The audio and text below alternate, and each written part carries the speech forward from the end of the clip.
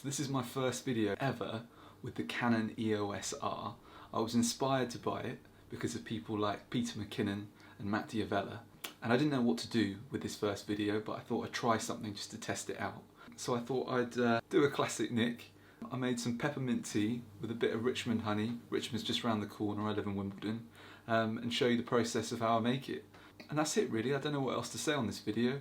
Excited by this camera, spent all day trying to get used to it.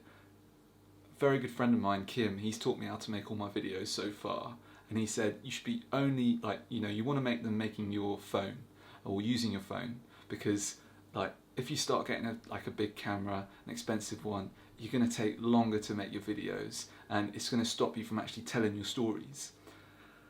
He was absolutely right. I've wasted all day learning how to use it, but I'm super excited about it, and I've learnt so much and I've had so much fun just setting up the camera, and I've had a lot of fun just even making this silly little video. So I'm looking forward to making more of them.